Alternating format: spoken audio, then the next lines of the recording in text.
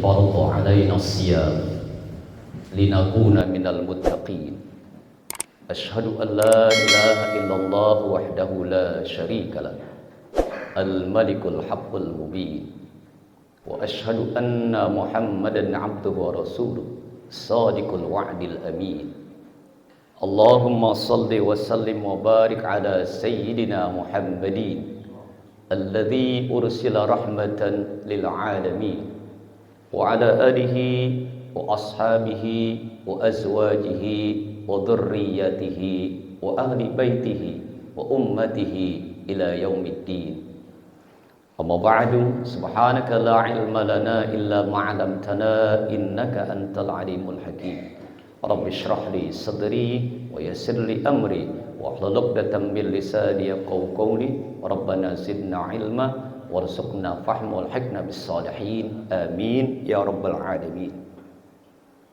Bapak Ibu jamaah Musalla Nurul Muttaqin yang semoga senantiasa dirahmati Allah Subhanahu wa taala, wabil khusus para asatid pengurus DKM Musalla Nurul Muttaqin yang semoga Allah senantiasa berikan kesehatan, panjang umur, bisa terus dapat melayani ummah untuk beribadah di tempat ini. Amin ya rabbal alamin. Jamaah sekalian yang kami muliakan, kita semua dalam hidup ini tentu punya niat dan cita-cita yang sama, punya keinginan yang sama. Apalagi Allah takdirkan kita menjadi orang yang beriman, sebagai seorang muslim yang sangat meyakini akan adanya hari akhir dan akan adanya kehidupan yang kekal kelak di alam akhirat. Apa niat dan cita-cita kita semua? Niat dan cita-cita kita semua tidak lain adalah agar kita menjadi orang-orang yang sukses, berhasil ketika hidup di dunia, dan ketika kita kembali, kita pulang kepada Allah Subhanahu wa taala, kita juga pulang dalam keadaan bahagia, dan saat kita dibangkitkan di yaumil qiyamah, hidup di alam yang kekal, kita pun hidup dalam kehidupan yang bahagia. Amin ya rabbal alamin. Menarik, Al-Quran menyebut kata sukses, kata berhasil, kata bahagia dengan beberapa kata. Yang pertama, Al-Quran menyebut dengan kata fauz. Fauz itu maknanya sukses, berhasil. Yang kedua dengan kata fariha, faroha yafrahu farhan, orang-orang yang senang, orang-orang yang bahagia. Dan yang terakhir dengan kata falah, kemudian orangnya dikenal dengan muflih, kalau banyak namanya muflihun. Karena begitu sayangnya Allah Subhanahu wa taala dengan kita semua, orang-orang yang beriman, agar kita menjadi orang-orang yang sukses, yang bukan hanya sukses di dunia, tapi juga bahagia ketika kita pulang kepada Allah Subhanahu wa taala, dan kemudian kita hidup bahagia di kehidupan yang kekal kelak. Maka kemudian Allah ingatkan kita di setiap hari agar kita bisa meraih kesuksesan tersebut. Tidak kurang kita dipanggil dalam setiap hari itu 5 dikali 2. Berapa kali? 10 kali dipanggil agar kita menjadi orang-orang yang sukses. Jadi kalau kesuksesan sejati itu dalam bahasa Al-Quran namanya falah, kemudian orangnya tadi saya katakan muflih, kalau banyak muflihun. Apa panggilan tersebut? Agar kita menjadi orang-orang yang sukses, sukses dunia, sukses kemudian ketika kembali, dan bahagia ketika hidup di akhirat. Apa panggilannya? Mari sama-sama kita raih kesuksesan, mari sama-sama kita raih kemenangan. Apa panggilannya Bapak Ibu? Hayya 'alal falah. Kok lupa sih? Tegang ya. Hayya 'alal falah. Apa sih artinya hayya 'alal falah? Apa artinya? Mari sama-sama kita meraih kemenangan. Mari sama-sama kita meraih kesuksesan. Tiap hari ada ajak sukses. Cuman kan karena ketika adzan kita asik main HP, ya, ibunya scroll TikTok, anaknya main game. Adzan itu udah nggak diperduliin lagi, ya. Adzan itu udah nggak jadi barang sesuatu yang mewah. Ini panggilan yang istimewa, ya. Jadi hayya 'alal falah diulang. Azan, azanun itu jamak dari udhun. Udhunun itu nih, apa udhunun? Apa udhun? Bahasa Arabnya, bahasa Indonesia apa udhunun? Telinga. Kalau banyak itu azanun. Jadi telinga-telinga. Yang manggil, yang ngingetin namanya muadzin. Ya, diingetin. Cuman karena kita memang ajan sekedar kebiasaan, tanpa ada makna yang bisa kita ambil. Ayo sama-sama. Dari azan saja kita sudah melihat betapa panggilan ini panggilan yang istimewa. Hayya 'alal falah. Yuk sama-sama semuanya yang mengaku dirinya beriman, sekecil apapun iman yang ada pada diri Anda, yuk sama-sama kita semua meraih kesuksesan. Ingat, bukan hanya sukses dunia, tapi ketika kalian kembali, kalian juga menjadi orang-orang yang sukses, orang-orang yang bahagia, hidupnya di akhirat yang kekal kelak, hidup yang bahagia. Ya. Ini yang terus diulang-ulang sampai akhir zaman nanti. Ya, kalau sudah tidak terdengar azan, kiamatlah. Ya, datang hari kiamat. Ya, maka bayi yang lahir saja juga sama. Diingatkan, yuk. Nah, ketika manusia lahir, kamu nanti harus jadi manusia yang sukses dunia akhirat. Bicara soal sukses dunia apa sih, Pak? Simple, kalau kita bicara keberhasilan dunia itu sederhana. Siapa dia? Orang-orang yang hidupnya bisa memberi manfaat kepada orang lain. Orang-orang yang hidupnya bisa memberikan rasa bahagia kepada orang lain. Idkhalus surur fi qulubil mu'minin. Itu orang yang bahagia, yang sukses. Karena sebetulnya Bapak Ibu, nggak ada kebahagiaan yang paling besar di hati kita ketika kita bisa nyenengin orang. Pak, kalau kita mau bicara jujur, ini bicaranya jujur nih. Bapak itu lebih senang memberi atau lebih senang menerima, Pak? Memberi sodako atau menerima sodako? Iya, memberi itu ada rasa puas, ada rasa senang. Minta itu malu, nerima itu malu. Kalau ngeberi senang. Makanya kita bertekad menjadi orang-orang yang bisa membahagiakan orang lain. Itu prinsip kita sukses. Karena apalah artinya duit banyak kalau kemudian orang lain tidak merasa bahagia dengan kehadiran kita, nggak ada manfaatnya. Kayak sendirian, pelitnya, naujubillah. Nggak ada. Di tengah masyarakat nggak bisa bikin orang bahagia. Orang sederhana, orang itu dermawan. Dan kita juga harus berpikir jernih. Nggak setiap yang namanya kebahagiaan kepada orang lain kita berikan dengan materi, dengan uang. Bisa dengan tenaga kita, bisa dengan pikiran kita. Ya, di rumah kita ada acara yang membutuhkan tenaga. Orang ini rajin banget bantu kita, kita senang. Dan dia juga senang bantu kita. Bapak itu paling senang kalau diajak gotong royong. Ya, senang. Ya, karena apa? Karena ada rasa puas bisa membahagiakan orang lain. Itu bahagia dunia. Dan kemudian, ya, apa yang kedua? Sukses dunia. Ya, ini lawannya dari memberikan kebahagiaan kepada orang lain. Yang kedua apa lawannya? Tidak menyusahkan orang. Hidup itu paling nyaman kalau nggak nyusahin orang, Pak. Kehadiran kita itu dinantikan. Jangan kita hadir orang cemberut. Jangan kita datang tahlil, kita datang acara syukuran, orang lain, dia dah. Iya. Ini yang kita harapkan. Jadi itulah sukses dunia. Karena sekali lagi takarannya tadi bukan kemewahan, bukan jabatan. Banyak orang punya jabatan, tapi kemudian apa? Nggak dihargai di masyarakat. Ya, oke lah, Anda di kantor hebat, tapi mana gunanya di masyarakat? Ya, ini kebahagiaan dunia. Kemudian ketika kita pulang, kita pun pulang dengan bahagia, dengan senang. Insya Allah banyak yang mau pulang kampung ya. Banyak nggak? Ada yang mau pulang kampung, Pak? Nggak ada. Nggak ada yang pulang kampung. Kasihan amat nggak punya kampung. Banyak yang rencana yang mungkin akan mudik pulang kampung. Pertanyaannya, kalau orang mudik itu seneng nggak, Pak? Seneng nggak orang mudik? Seneng. Nggak ada yang nggak seneng. Kenapa seneng? Satu, mereka punya persiapan. Ya, bahkan bukan hanya persiapan perjalanan, sampai di sana juga siap bagi-bagi kiri kanan tetangga, saudara sanak famili. Betul apa betul? Iya, dari Jakarta nih pasti, habis dari perantauan. Bawa duit banyak. Kemudian apa lagi? Siap-siap ketika di sana menerima banyak undangan hajatan biasanya, Pak ya. Kalau bulan Syawal itu ya, saudara, kenapa belum pulang? Ini masih ada acara, ini acara pernikahan, ini acara ini. Pokoknya acaranya seperti itulah. Ya, kemudian apa lagi? Senang. Bahkan mohon maaf, Bapak itu alhamdulillah berhasil punya pekerjaan, punya usaha di perantauan, kemudian Hasilnya dikirim juga ke kampung, dibeliin tanah, dibeliin hewan ternak.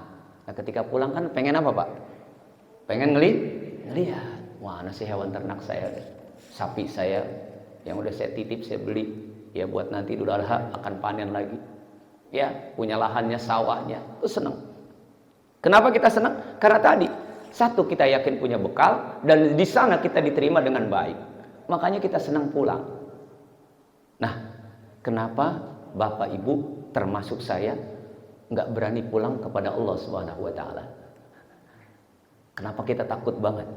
Kadang-kadang kita ketakutan, ya. Kadang-kadang kita selalu mengatakan belum siap. Kenapa? Karena tadi kita belum punya bekal. Di sana kita nggak tahu bekal-bekal saya cukup enggak. Ya, jadi nggak ada yang berani sekarang. Ada yang mengacungkan tangan. Siapa yang berani mati? Saya berani mati sekarang karena saya bakal senang di sana. Nggak ada. Semuanya selalu mengatakan belum siap. Selalu mengatakan banyak dosa. Dan kalau ada orang nggak berani pulang kampung, nggak pulang kampung, ada banyak faktor. Tapi faktor yang paling buruk, yang paling jelek apa? Karena ketika di kota, ketika di perantauan, dia itu punya celah, punya aib. Mungkin bandel, mungkin jadi perompak, mungkin jadi tukang tipu. Ya, dan orang-orang sekelilingnya yang satu kampung tahu dia kelakuannya di kota kayak begitu. Kira-kira dia berani pulang kampung nggak? Berani pulang kampung nggak? Satu, dia nggak punya modal. Kalau pulang kampung pun dia kan jadi cibiran orang. Berani pulang kampung nggak? Jangan-jangan itu kita, Pak. Kita nggak berani kembali kepada Allah Subhanahu Wa Taala karena kita banyak dosa. Dosa yang nggak diketahui orang-orang lain, yang nanti akan diperlihatkan Allah Subhanahu Wa Taala di hadapan seluruh manusia. Tuh kelakuan waktu di perantauan di dunia kayak begitu. Ya, ente hormat, apa ente dihormati orang, dimuliakan orang, cuman karena Allah tutup aib ente. Iya Pak, iya Pak. Iya. Jadi kita nggak berani sekarang Pak. Kenapa? Karena akan diperlihatkan semua dari umur 13 tahun. Berapa kali Bapak ninggalin sholat, berapa kali Bapak nggak puasa. Ada nggak catatannya? Ada nggak? Ada nggak CCTV-nya? Ada. Kalau sekarang ini ada, ya saya ceramah, ada apa namanya? Ada rekamannya. Bagaimana dengan Allah yang Maha Kuasa? Apa nggak punya rekaman? CCTV-nya banyak. Ya, malaikat ratib, yaitu malaikat raqib atid mencatat terus. Jadi ini yang sayang kurang kita sadari dalam kehidupan kita. Nah, jadi kenapa kita nggak berani pulang kampung? Karena sekali lagi kita menyadari betul kita ini di dunia bandel. Ya nggak Pak? Bandel. Banyak perintah Allah yang tidak kita lakukan dan banyak larangan Allah yang kita langgar. Dilanggar. Yang boleh dilanggar cuma satu Pak, sholat. Yang lain nggak boleh dilanggar. Sholat boleh nggak dilanggar? Boleh. Ini dulu namanya langgar nih kalau orang Arman bilang. Ya.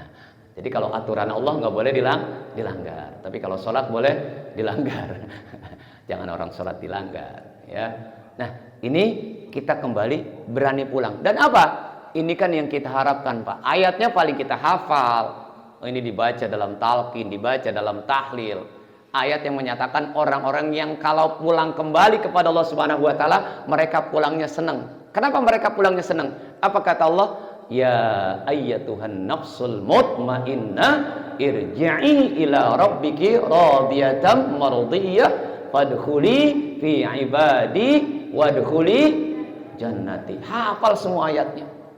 Coba kita renungkan apa sih kata Allah? Ya ayyatuhan nafsul mutmainnah, wahai jiwa-jiwa yang tenang, jiwa-jiwa yang benar-benar sudah mengisi ya kehidupannya dengan ketaatan kepada Allah Subhanahu wa taala. Karena orang beriman itu tenang. Ya, itu kan begitu. Kalau kita baca di surah Al-Fat, ya, bagaimana keimanan ini ya akan menjadikan penambah ketenangan buat kita. Ya, liyazdadu imanan, ya, itu menambah keimanan kemudian membawa jiwa kita tenang. Nah, jadi ini kata Allah, ya ayyatuhan nafsul mutmainnah, wahai jiwa-jiwa yang tenang, jiwa-jiwa yang sudah sukses di dunia. Ya, irji'i, disuruh apa kita Pak? Dipanggil disuruh apa? Suruh apa Pak? Suruh pulang. Irji'i, pulang kalian semua pulang. Pulang kemana? Ila rabbiki, kepada Tuhan kita, kepada Allah. Karena kita selalu mengatakan inna lillahi wa inna ilaihi rajiun. Pulang kepada Allah Subhanahu wa taala. Di sini bukan kampung abadi kita, Pak. Kelirunya manusia seringkali ya berpikir bahwa dunia adalah kehidupan abadinya. Ini yang paling rusak. Yang paling merusak akidah kita, yang paling merusak pola hidup kita adalah ketika kita lupa bahwa ini bukan tempat tinggal kita yang abadi. Kita sebentaran, kita sedang merantau. Dan pasti semuanya kembali. Nggak ada yang nggak pulang. Ya. Ila rabbiki, pulang ke kalian kepada Tuhan kalian, kepada Tuhanmu. Radiyatan mardiyah. Radiyah itu kan rela, senang. Ya, radiyatan mardiyah. Tuhan kalian senang kalian pulang dan ente juga senang. Ya, kita pulang kampung senang karena di kampung juga saudara kita, family kita senang menerima kita. Makanya kita mau pulang kampung. Kalau di sana musuhin kita, kita berani nggak? Kita mau nggak pulang kampung? Embung lah. Apain pulang, di sana juga berantem dulu. Nggak nyaman, nggak ini. Nah, itu. Jadi jangan-jangan ini. Kemudian setelah kita pulang dalam keadaan senang, kita senang, Allah ridho. Nggak cuman itu. Fadkhuli fi ibadi. Masuklah dalam kelompok hambaku. Ibad itu asal katanya abdun. Ain badal. Abd. Kita selalu mengatakan bahwa kita ini Abdullah. Apa Abdullah artinya? Hamba Allah. Kita semua hamba. Ya, kita harus sebagai hamba Allah hidup kita, maka kita harus ibadah. Jadi asal katanya abdun. Ini nanti banyak dari abdun ini. Ada tadi katanya ibadah. Kemudian ada nanti namanya ubudiyah. Ya, ibadah memang fungsi kita, tugas utama kita ke dunia, tugasnya cuma ibadah. Nah, sekarang apa itu ibadah? Apa sih Pak ibadah? Bapak beribadah, ibadah puasa, ibadah sholat, ibadah zakat, ibadah haji. Apa itu ibadah? Ibadah adalah ketundukan kita, kepatuhan kita secara total, ya, tanpa syarat. Kepada siapa? Kepada yang kita menghamba kepadanya, kepada yang kita beribadah kepadanya. Ya. Bahkan bukan hanya kita tunduk dan patuh, tapi disertai dengan apa? Kita ibadah karena kita tunduk, kita sholat karena kita tunduk, kita puasa karena kita patuh, tapi disertai dengan apa? Disertai dengan penghormatan dan kecintaan kepada yang kita sembah. Orang di kantor punya jabatan tinggi, punya pangkat tinggi, banyak yang takut di kantor, tapi kalau sudah di luar dicibirin, diomongin. Itu namanya tidak diiringi dengan kecintaan dan penghormatan, cuman karena takut doang. Takut doang. Kalau ibadah karena takut doang repot, Pak. Takut doang. Tidak ada kecintaan, tidak ada penghormatan. Ini kita ibadah begitu, kita sholat. Kita tunduk, kita patuh, kita mau sholat subuh, ngantuk-ngantuk. Berjamaah. Ya, dengerin pengajian, ngantuk-ngantuk mau. Kalau sebetulnya saya punya obat, Pak. Kalau untuk menghilangkan ngantuk dalam pengajian cuma satu. Saya punya kalimat. Kalimatnya apa? Sampai di sini dulu pengajian kita, saya kira cukup, langsung segar tuh Pak. Itu segar tuh, kalimat sakti tuh. Kalau udah ngantuk jangan begitu. Bapak-bapak, saya kira cukup pengajian saya, ceramah saya sampai di sini langsung segar karena malu. Kalau jamaah bangun dia masih apa? Tidur sendirian. Tapi ntar dulu ya, sebentar lagi kalimat itu akan keluar, sabar ya. Ya, jadi itu ibadah. Dan kenapa? Kita mau ibadah, kenapa bapak-bapak mau ibadah, ibu-ibu mau ibadah? Karena yakin betul tempat kita atau di mana kita ibadah atau yang menjadi tujuan kita ibadah adalah Allah Subhanahu wa taala, adalah yang memiliki hidup kita, adalah yang mewujudkan keinginan kita, yang mewujudkan cita-cita kita, yang mengatur hidup kita. Makanya kita mau beribadah karena yakin betul yang ngatur hidup kita adalah Allah. Yang mewujudkan cita-cita kita, keinginan kita adalah Allah. Ya, kita mau yakin. Bapak kalau nggak yakin kan nggak mau ibadah. Kenapa mau ibadah? Jadi persoalannya bukan takut neraka, tapi yakin mudah-mudahan dengan ibadah hidup saya berkah. Allah ridho dengan saya. Allah berikan saya kemudahan dalam urusan dunia, nyari duit, ngurus anak, rumah tangga. Itu yang kita dapatkan keberkahan dari ibadah. Kalau nggak gitu kan kita nggak mau ibadah. Ya, jadi itu. Ya, jadi ada penghormatan, ada kecintaan. Bicara soal penghormatan, Pak, soal adab, soal etika. Kita sholat, kalau secara hukum fikih, andaikan saya pakai sarung saja, kemudian pakai kaos dalam, ini pusar saya tidak kelihatan, secara aurat sudah tertutup atau belum, Pak? Sudah. Sudah sah sholat saya? Sah atau tidak sholat saya? Sah. Tapi ada adabnya nggak? Ada penghormatannya kepada Allah? Nggak ada. Tuh orang sholat pakai kaos kutang. Tahu kaos kutang, Pak? Kaos juga, kutang juga. Kalau perempuan cuma satu, ya kutang saja. Kalau laki-laki dua, kaos juga, kutang juga. Kaos dalam. Iya, kita begitu. Bapak-bapak ibadah pakai pakaian yang terbaik. Ini kan mohon maaf, ya insya Allah stok kemarin masih ada, Pak, masih ada stok kemarin ya. Stok pilpres, stok pileg masih ada ya. Kan nggak lucu kalau semuanya pakai kaos partai, Pak. Ini merah, ini kuning, ini hijau, ini biru. Ada namanya, tapi nggak dipakai. Kenapa? Karena penghormatan, bukan kepada orang loh. Ingat, bukan kepada kiri kanan kita, tapi kepada siapa? Pada Allah. Kan sudah saya bilang. Kalau ya makanya tolong juga mohon maaf, jangan marah.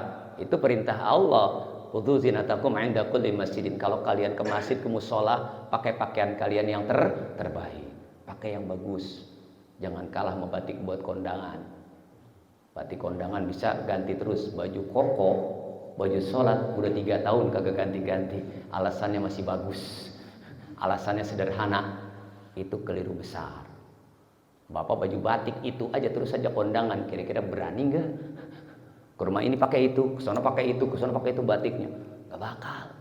Ini ya Allah, mau menghadap Allah nggak ganti-ganti, ya sarung, apalagi yang perokok. Ya sarung saya juga bolong atas bawah, tapi kalau perokok bolongnya banyak ya. Di paha bolong, di sana bolong, baju koko pada bolong, ya Allah. Ya, saya pernah ditanya, gimana kalau orang sholat pakai BHS? Kita tahu kain BHS itu agak mahal harganya, ada yang 1,5 juta. Saya bilang itu bagus, dia buat menghadap Allah, dia modalnya besar. Dia sombong. Ente nggak bisa bilang sombong hati orang, jangan sok tahu. Jangan gampang menilai orang. Dia punya duit, dia beli. Bapak silakan, saya mau menghadap Allah, beli BHS. Kain BHS, bahasuan. Kain saya juga BHS, Ustaz. Emang apa? Boleh hasil sedekah dibagi orang. Apa BHS-nya? Boleh hasil sedekah dibagi orang. Beli. Yang sedekah dikasih orang lagi. Iya. Jadi jangan gampang pakai BHS sombong, ya. Itu nggak boleh gitu juga. Iya, pakai baju yang bagus. Memang itu kan sudah saya katakan, yang disuruh pakai baju bagus, pakai pakaian cakep adalah orang Islam. Kenapa yang ngamalin saudara kita yang ke gereja? Pakaiannya cakep-cakep banget kalau ke gereja ya. Ada nggak yang pakai kaos partai? Ada nggak yang pakai kaos pabrik kalau ke gereja? Coba lihat orang Islam. Ini kalah kita Pak kalau itu. Kenapa dia yang jadi ngamalin ayat Al-Quran? Kita yang begini, Masya Allah, dengan dalih sederhana. Enggak, jadi pakai pakaian yang cakep. Bahkan ya, ini banyak mungkin yang sudah lama tinggal di Arman. Dulu sebelum ada masjid-masjid bagus, ada Masjid Al-Hikmah itu kalau sholat Idul Fitri, sholat Idul Adha, itu bapak-bapak hajinya berderet di depan dengan jas, dengan gamis, dengan pakaian yang cakep-cakep. Ya, cakep-cakep. Ya udah pada jalan pagi-pagi, kalau sekarang kan Masya Allah. Ya, itu Pak yang harus kita perbaiki. Nah, ya, itu penghormatan dan kecintaan kita kepada Allah Subhanahu wa taala. Saya balik kemudian, apa sih arti ibadah? Singkat, Pak. Ya, ibadah asalnya abdun. Abdun ini banyak maknanya. Yang pertama, abdun ini maknanya hamba sahaya, budak, pembantu lah, mohon maaf. Kemudian abdun ini maknanya apa yang kedua? Abdun ini maknanya tumbuhan yang mengeluarkan aroma yang wangi. Dan yang ketiga, abdun ini maknanya adalah apa? Alat nih kayak begini namanya abdun nih. Copot dah. Ya. Alat untuk membantu kita mengerjakan sesuatu. Pendek. Nah, kalau kita rujuk, ini kan menarik. Abdun, hamba sahaya, budak. Kita ini hamba. Budak kalau bahasa kasarnya. Hambanya siapa? Budaknya siapa? Abdullah, hamba Allah. Apa sih Pak? Bagaimana keadaan budak? Yang pertama, budak itu, hamba itu nggak punya apa-apa. Yang dia punya bukan punya dia, tapi punya siapa? Punya majikannya, punya tuannya. Kita ini nggak punya apa-apa, Pak. Jangan sombong. Ilmu titipan, harta titipan, jabatan titipan, bukan punya kita, tapi punya siapa? Milik Allah. Jangankan ilmu, jangankan harta, jangankan istri, jangankan anak. Pertanyaannya, nyawa bapak punya bapak atau punya Allah? Kalau punya bapak, kalau punya kita kan kita tahan dulu, ntar ya keluarnya yang enak. Lah sekarang kalau mau diambil sama yang punya, yang lagi senderan, yang lagi duduk, banyak nggak? Yang kemudian tiba-tiba nyawanya hilang, banyak nggak? Siapa yang ngambil? Yang punya. Iya. Hati-hati yang senderan. Mohon maaf, mohon maaf. Yang ngaji memang begitu, Pak. Saya ngaji itu hafal ya, ngajinya kan ini ngajinya ngaji apa bahasa Arman, jiping, ngaji kuping. Paling enak sambil jider. Ngajinya lama-lama jidur dah. Ngajinya ngapain? Tidur. Ya nunggu kalimat itu aja ntar sampai di sini seger dah. Ya, ini Ustadz baru dipanggil sekali ngeledek mulu ya. Maafin ya Pak ya, biar seger aja ya.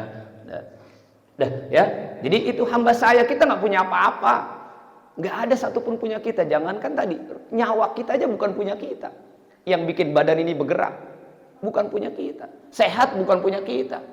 Bapak boleh ikhtiar, harus ikhtiar sehat. Tapi apakah punya bapak sehat itu? Bukan. Sakit bukan punya kita. Kalau sakit punya kita, lu nggak dulu nggak. Sana. Gue nggak pakai dulu sakit. Ntar aja. Kalau gue pengen bolos kerja baru gue pakai sakit. Kan nggak punya kita itu sakit. Ya semuanya itu abdun. Jadi sadar betul kita sebagai hamba Allah nggak punya apa-apa. Semuanya milik Allah. Makanya kita mau beribadah. Yang kedua, apa hamba itu? Hamba itu nggak berani ngerjain apa-apa. Pembantu nggak berani ngerjain apa-apa kecuali yang disuruh. Dan dia juga nggak berani ngerjain sesuatu kalau itu dilarang. Pembantu disuruh masak, dia ke pasar. Kira-kira dipecat nggak sama bosnya? Dipecat. Kita ngerjain apa yang disuruh Allah. Dan kita nggak mau ngerjain dan nggak berani ngerjain apa yang dilarang Allah. Karena kita abdun, karena kita hamba, karena kita budak. Itu. Yang ketiga.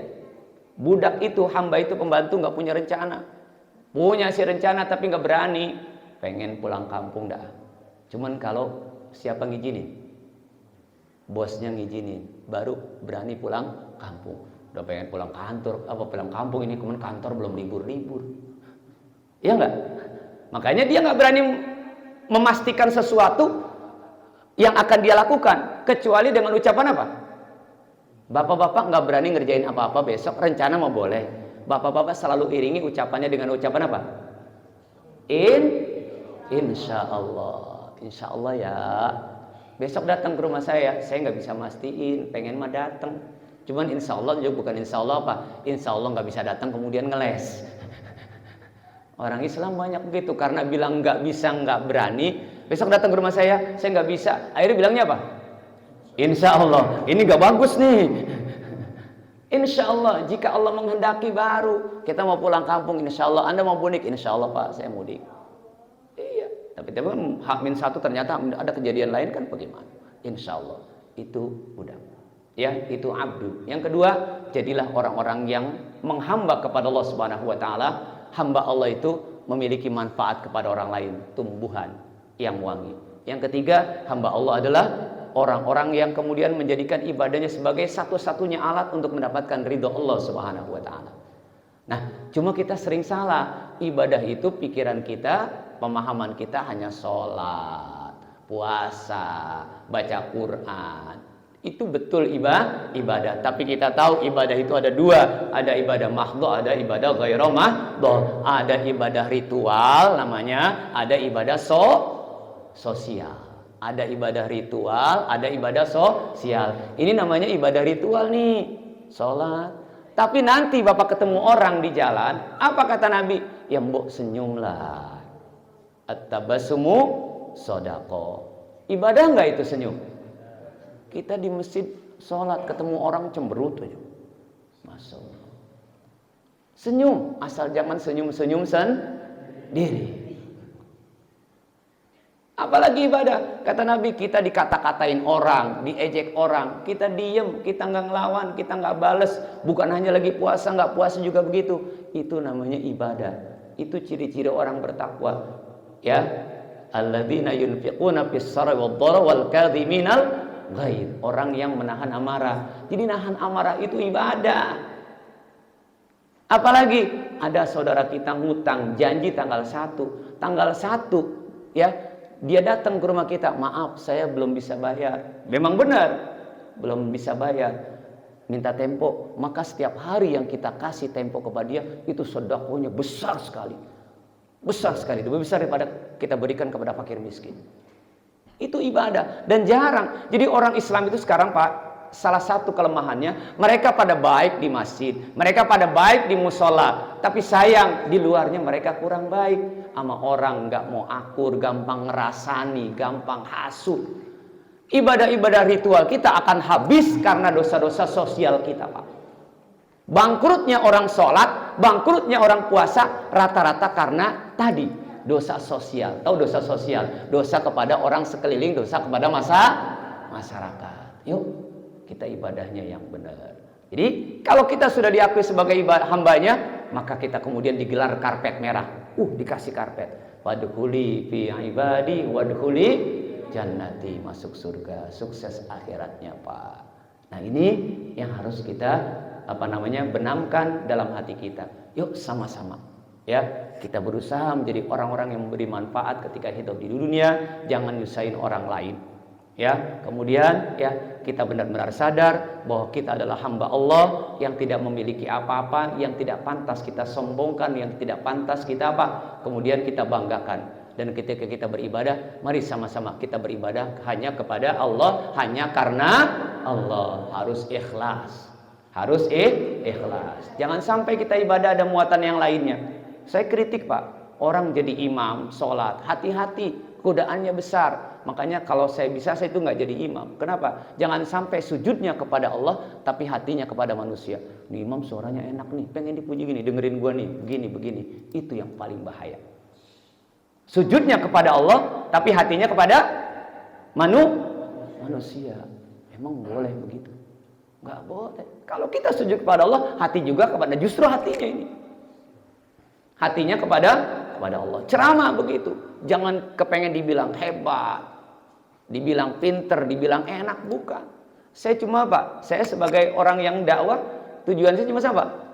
Fadzakir innama anta mudzakir. Saya itu cuma ngingetin, Bapak berubah atau tidak itu bukan urusan saya, bukan hak saya. Itu haknya siapa? Allah. Ceramah ini udah diajarin begini, di-ngajin begini, masih begitu-gitu juga. Nggak boleh. Itu haknya siapa? Haknya Allah. Saya cuma nyampein.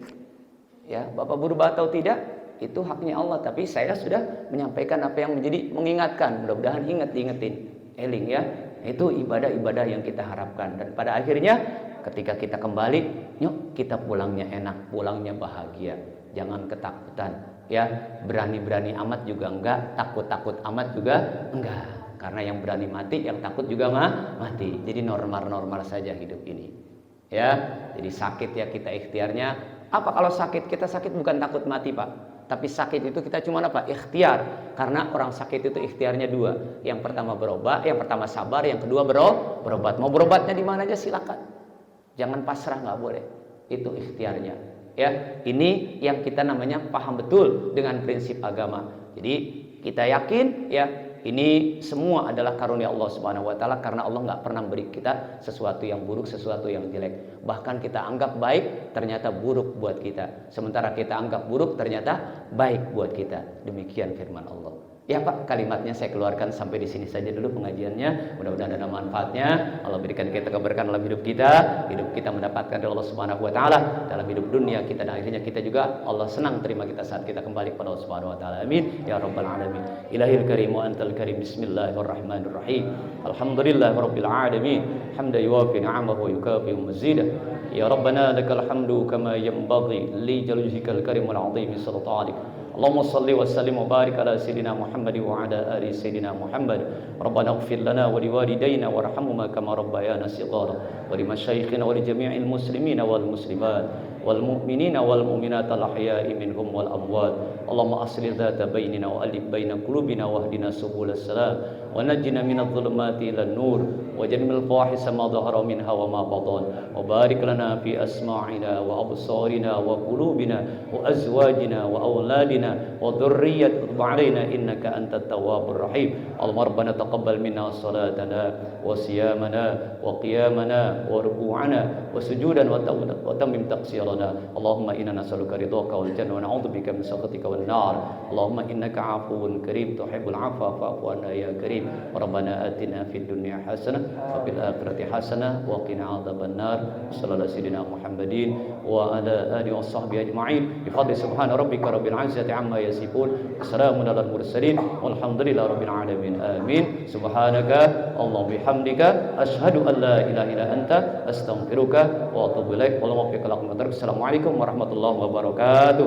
Sallallahu ala Muhammad sallallahu alaihi wasallam. Sallallahu ala Muhammad alaihi wasallam. Sallallahu alaihi Muhammad. Sehat ya? Alhamdulillah. Alaihi wasallam.